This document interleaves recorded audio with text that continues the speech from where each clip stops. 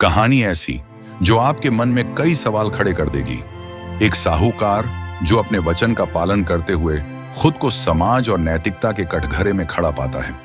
क्या वचन निभाना ही सबसे बड़ा धर्म है या समाज के नियमों का पालन करना?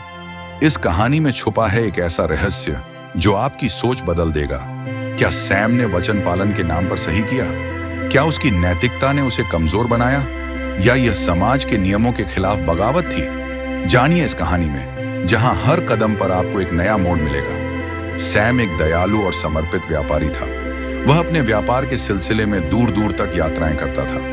एक दिन उसे जंगल के रास्ते से होकर एक और शहर जाना था। सैम ने अपने घोड़े को तैयार किया और सुबह जल्दी यात्रा शुरू की। जंगल में प्रवेश करते ही सैम ने पाया कि वह रास्ता न केवल लंबा था बल्कि खतरनाक भी। चारों ओर घने पेड़, पक्षियों की चहचहाहट और अजीब सी सन्नाटा उसे बेचैन कर रहा था। जैसे जैसे रात गहरी होती गई, जंगल और भी डरावना लगने लगा।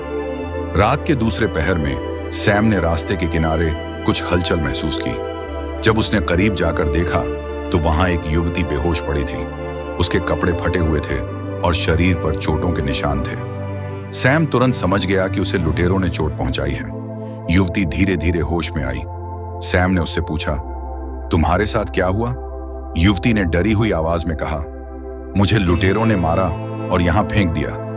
सैम ने युवती को सहारा दिया और उसे अपने घोड़े पर बिठाकर अपने घर ले आया। उसका घर शहर के किनारे एक शांत जगह पर था।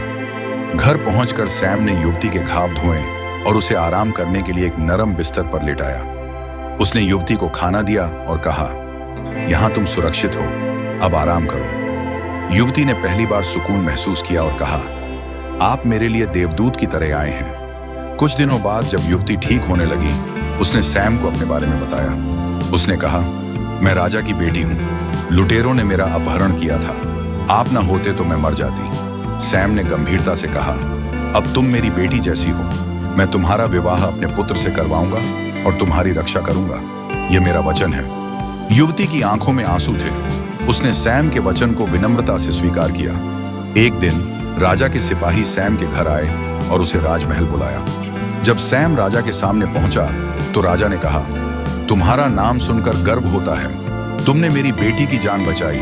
अब मैं चाहता हूं कि तुम उससे विवाह करो। सैम स्तब्ध रह गया। वह राजा के आदेश को कैसे नकार सकता था, लेकिन उसने सोचा कि यह उसके वचन और नैतिकता के विपरीत है। राजा के आदेश के चलते सैम को युवती से विवाह करना पड़ा। शादी का समारोह भव्य था। सैम दूल्हे के पारंपरिक परिधान में था, लेकिन उसके चेहरे पर गंभीरता थी। वह अपने मन में धर्म और वचन पालन के बीच संघर्ष कर रहा था। सैम ने विवाह के बाद अपनी पत्नी को सम्मानपूर्वक अपने पुत्र को सौंप दिया।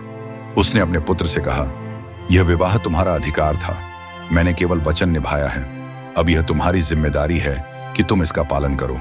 समाज में इस निर्णय को लेकर कई बातें हुई, लेकिन सैम ने अपनी अंतरात्मा को शांत रखा। जंगल में राजा विक्रमादित्य ने बेताल से यह कहानी सुनी।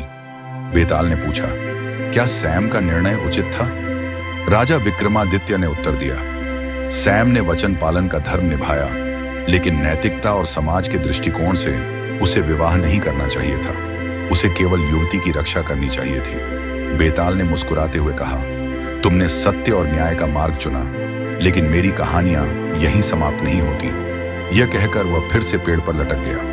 यह कहानी धर्म, वचन पालन और नैतिकता के बीच के संघर्ष को प्रस्तुत करती है। सैम ने अपनी दयालुता और ईमानदारी से समाज को एक नया दृष्टिकोण दिया, लेकिन राजा विक्रमादित्य के न्याय ने सिखाया कि केवल वचन ही नहीं, नैतिकता भी महत्वपूर्ण है।